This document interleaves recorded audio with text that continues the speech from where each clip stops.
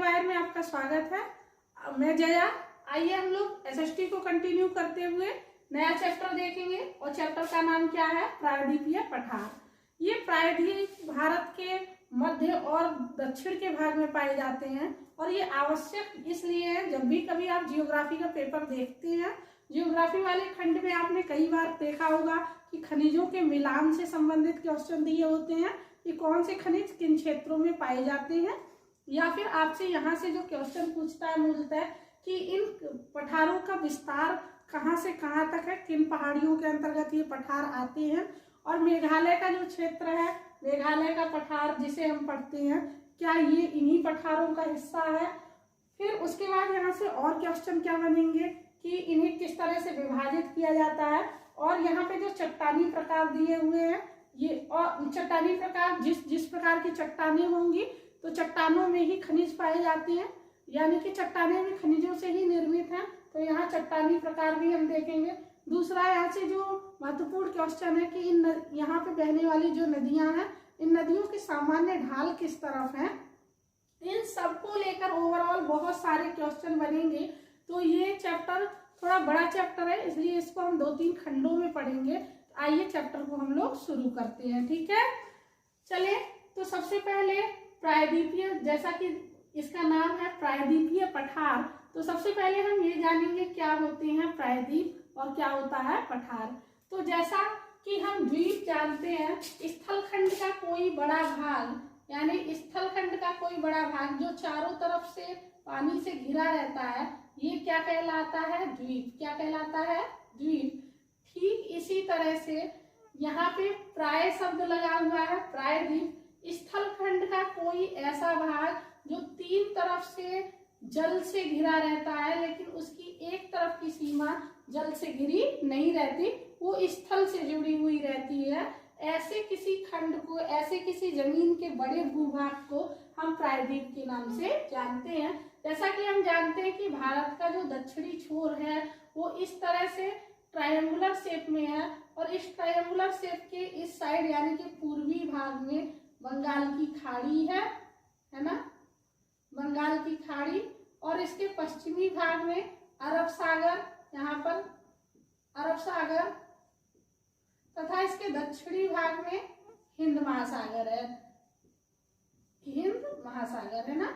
लेकिन इसका जो उत्तरी भाग है, यानी जम्मू कश्मीर वाला हिस्सा, ये अफगानिस्तान पाकिस्तान बॉर्डर से जुड़ा हुआ है, यानी ये स्थलीय भूभाग से जुड़ा हुआ है, जिसके कारण हम भारत को किसके रूप में जानते हैं?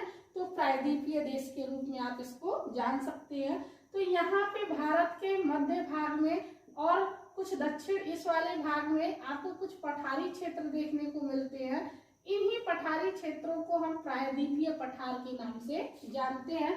तो अभी तक आपने क्या जाना कि प्रायद्वीप क्या होते हैं? स्थलखंड का कोई बड़ा भूभाग, यानी जमीन का कोई बहुत बड़ा टुकड़ा जो कि 3 तरफ से पानी से घिरा होता है, ऐसे भूभाग को हम प्रायद्वीप के नाम से जानते हैं। अब क्या है पठार? पठार जैसा कि समतल जमीन है उससे कुछ ऊंचा और पहाड़ियों से कुछ नीचा, समतल से ऊंचा और पहाड़ी से नीचे भाग, लेकिन कैसा हो? वो भी टेबल लैंड हो, यानी कि जमीन समतल भाग से तो ऊंचा है, लेकिन कैसा है? तो वो भी समतल ही है, सिर्फ उसमें थोड़ी ऊंचाई है ना। जैसे कि ये समतल है और इस समतल से थोड़ा ऊंचा, इस तरह का भूभाग जो कि यहाँ पर समतल आपको दिखाई दे रहा है, इस भूभाग को हम पठार कहते हैं, और इसी को हम क्या कहते हैं इंग्लिश में? प्लेट्यू कहते हैं, प्लेट्यू रीजियन, ठीक है। और इसको एक और नाम से जानते हैं, तो इसका एक और नाम क्या होता है? Table land. समझ में आ गया? क्योंकि ये टेबल की तरह ही दिखाई देता है, इसलिए हम इसको टेबल लैंड के नाम से भी जानते हैं। तो अभी आपको ये बातें क्लियर हो गई कि क्या है प्रायद्वीप, क्या है पठार। तो भारत में प्रायद्वीपीय पठारों का विस्तार कहाँ से कहाँ तक है?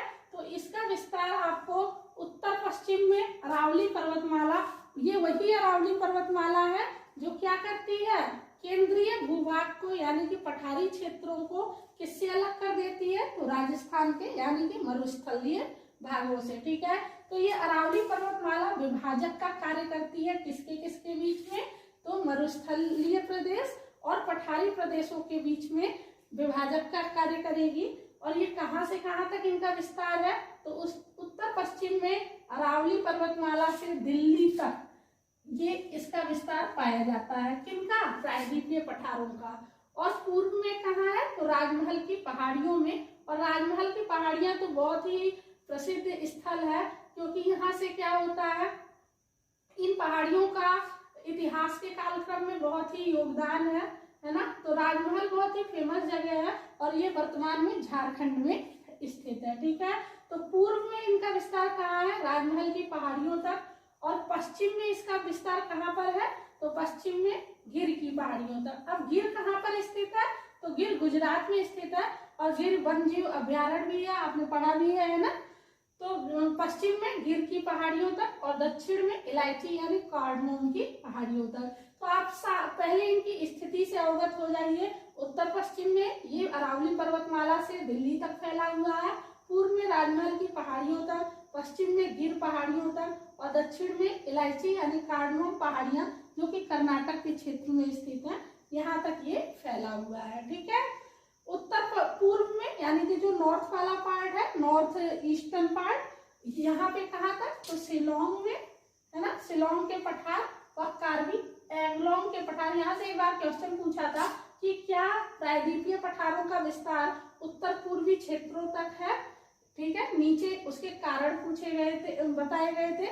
तो इनमें से एक कारण क्या था कि राजमहल की पहाड़ियां ही आगे विस्तृत होकर के किनका रूप धारण करती हैं, तो उत्तर पूर्व में शिलोंग के पठार और कार्बी एंगलोंग के पठार का। ठीक है, अब इसकी ऊंचाई कितनी है, तो इसकी सामान्य ऊंचाई 600 से 900 मीटर तक है। और इनकी ऊंचाई क्या होती है, पश्चिम में तो पश्चिम से पूर्व की ओर कम होती जाती है, यानी पश्चिम में इसका भाग ज्यादा उठा हुआ है और पूर्व की तरफ इसका भाग कम है। तो इसकी सामान्य ऊंचाई, यहाँ से तो क्वेश्चन नहीं पूछेगा जहाँ तक आइडिया है, लेकिन यहाँ से क्वेश्चन पूछेगा कि पहाड़ियों की ऊंचाई किधर की तरफ ज्यादा या किधर की तरफ कम है। तो कई बार इसी यहाँ से क्वेश्चन पूछेगा कि पश्चिम से पूर्व की ओर कम है या पूर्व से पश्चिम की ओर कम है।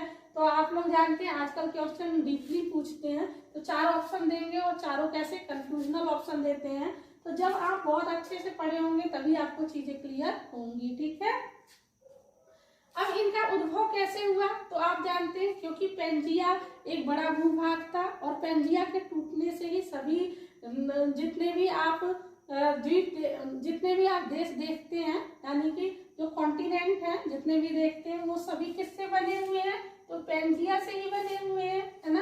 तो पेंजिया के टूटने से और गोंडवाना लैंड के उत्तर की दिशा में प्रवाह से, ये यहाँ से बहुत इंपॉर्टेंट है, इसको याद रखिएगा, क्योंकि यहाँ पे जब भी क्वेश्चन बनाएगा तो ये भी देगा कि दक्षिण में प्रवाह से, उत्तर में प्रवाह से। तो याद रखिए गोंडवाना लैंड, जब गोंडवाना लैंड का प्रवाह किस दिशा में हुआ, उत्तर दिशा में प्रवाह हुआ, उससे इन पठारों का विस्तार हुआ है। ठीक है, इसके बाद इसमें किस तरह की चट्टानें पाई जाती हैं, तो क्रिस्टलीय चट्टानें हैं और आग्नेय चट्टानें। अब आप जानते हैं आग्नेय चट्टानें किससे निर्मित होती हैं, तो आग्नेय चट्टानों का निर्माण ज्वालामुखी के विस्फोट के उपरांत निकले हुए लावा के ठंडा होने से होता है।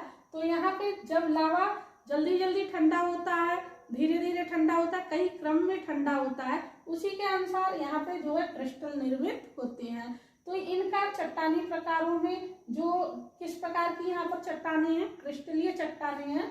और ये क्रिस्टलीय चट्टानें किस चीज की हैं, तो आग्नेय शैलों से निर्मित हैं।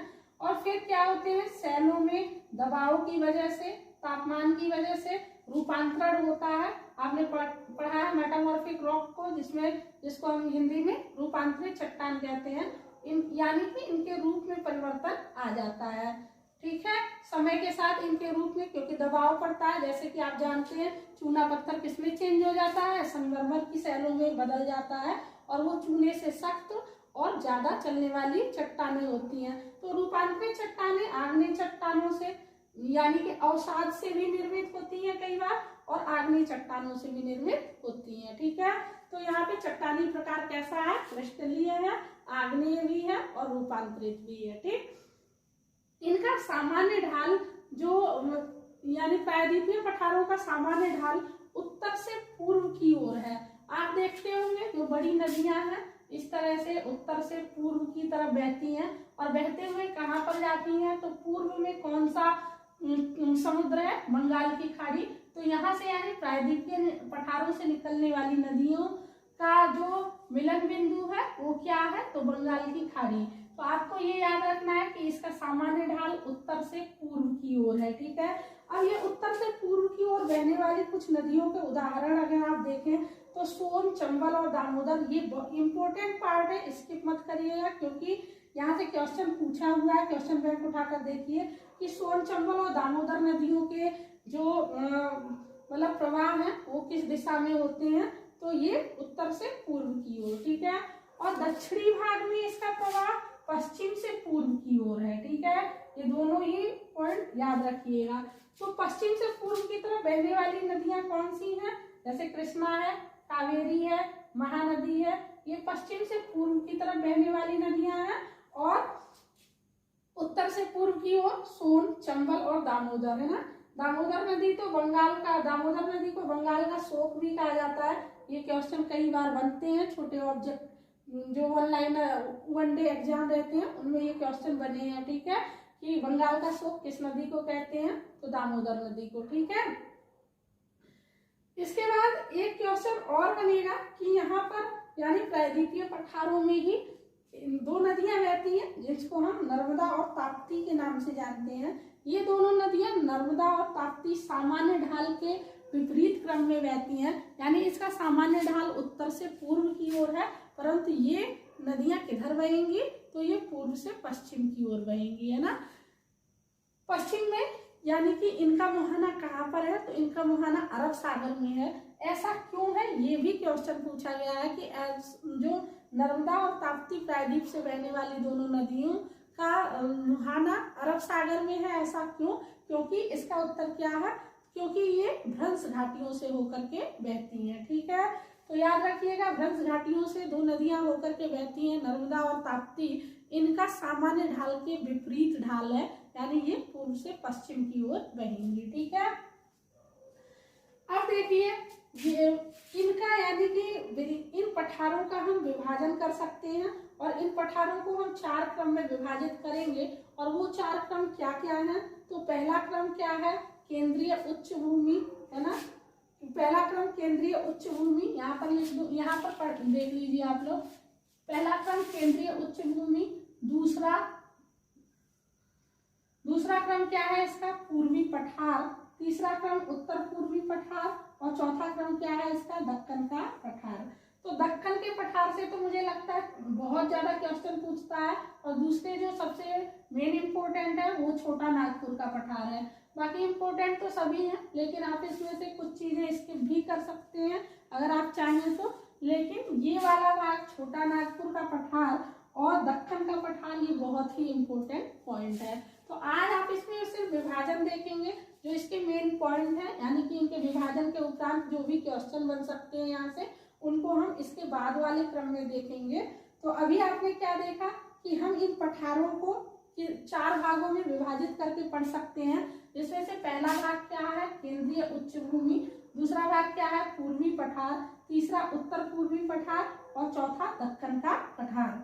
तो केंद्रीय पठार में कुछ भाग हैं, यानी जो केंद्रीय उच्च भूमि है इसको हम कई भागों में बांट सकते हैं। पहला अरावली पर्वत श्रेणी, अब ये अरावली पर्वत श्रेणी से तो आप बहुत अच्छे से वाकिफ हैं। उसके बाद मेवाड़ का पठार आएगा और फिर आएगा मालवा का पठार, फिर बुंदेलखंड का पठार, विंध्य श्रेणी और सतपुड़ा की श्रेणी, ठीक है। तो यहाँ से इनकी विशेषता और इनमें इनसे क्या क्या क्वेश्चन बनेंगे ये भाग हम कल देखेंगे। अभी आप इनका डिवीजन देख लीजिए, ठीक है। उसके बाद जो पूर्वी पठार है यानी कि बिहार झारखंड वाला हिस्सा, इस बिहार झारखंड वाले पूर्वी पठार किसके लिए फेमस है, अपने खनिज क्षेत्रों के लिए फेमस है। तो इसमें पूर्वी पठार का जो सबसे महत्वपूर्ण भाग है वो क्या है, छोटा नागपुर का पठार, फिर छत्तीसगढ़ बेसिन और दंडकारण्य पठार, ठीक है। ये आपको याद रहना चाहिए क्योंकि यहाँ से क्वेश्चन ये पूछेगा ये किसका भाग है, केंद्रीय उच्च भूमि का भाग है, पूर्वी पठार का भाग है या उत्तरी पठार का भाग है, ठीक है। तो पूर्वी पठार का भाग छोटा नागपुर का पठार, छत्तीसगढ़ बेसिन और दंडकारण्य का पठार। उसके बाद तीसरे नंबर पे चलेंगे तो उत्तर पूर्वी पठार में सिर्फ एक ही भाग है, सिंगल, मेघालय का पठार, ठीक है। और उसके बाद दक्कन के पठार में 3 भाग, दक्कन ट्रैप, आंध्र का पठार और कर्नाटक का पठार। तो ये ओवरऑल आपको प्रायद्वीपीय पठारों का लेआउट, यानी कि अभी इसके जो इसमें जो विशेषताएं थी वो हमने सामान्य विशेषताएं इसकी देख ली हैं और इसका हमने विभाजन देख लिया है।